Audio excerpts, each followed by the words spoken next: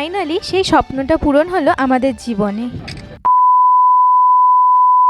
দিন সকাল সকাল ভেরিফিকেশনের জন্য লোক চলে এসেছিলো রুমে, আর এদিকে আমি তাড়াহুড়ো করে রান্না করে নিচ্ছিলাম, কারণ আমাকে দুপুর 2টোর মধ্যে বেরোতে হবে। সারা বছর ডিউটি করার পরেও নাকি আমাদের ডিউটি শেষ হয় না, তাই পরীক্ষা শেষ হতে না হতেই ডিউটি দিয়ে দিয়েছিল। একটা মধ্যবিত্ত বাড়িতে হাজারো স্বপ্ন দেখা শুরু করলে সেই স্বপ্নগুলোকে পূরণ করতে গেলে অনেকটা পরিশ্রম আর কষ্ট করতে হয়। ছোটোবেলা থেকে দেখে এসেছিলাম এক এক করে স্বপ্ন পূরণ করেছে আমার মা, আর তারপরে যখন বড় হলাম এই মানুষটাকে দেখলাম, যিনি হচ্ছে আমার দাদা ভাই।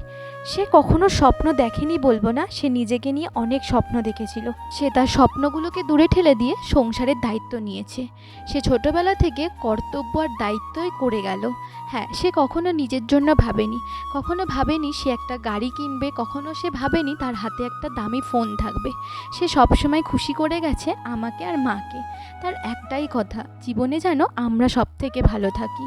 হ্যাঁ, এই দিনটাতেও তার একটাই কথা ছিল, প্রথম গাড়িটায় হাত যেন আমি দিই। তার জন্য মন ভাগ্য কজনের হয়, চাইলেই সে একটা বাইক কিনতে পারতো, কিন্তু সে তার কথা না ভেবে আমার কথাই ভেবে গেছে। আর সেদিন খুব মিস করছিলাম আমার মাকে। আমার মা যদি কাছে থাকতো আরও ভালো হতো। মনে অনেক কঠিন পরিস্থিতি পার করে এসেছি, শুধু ভগবানের কাছে একটা জিনিসই চাওয়া, জীবনে যেন বেস্ট মুহূর্তটা আমি আমার মা আর দাদাকে দিতে পারি। ভিডিওটা ভালো লাগলে একটা লাইক করে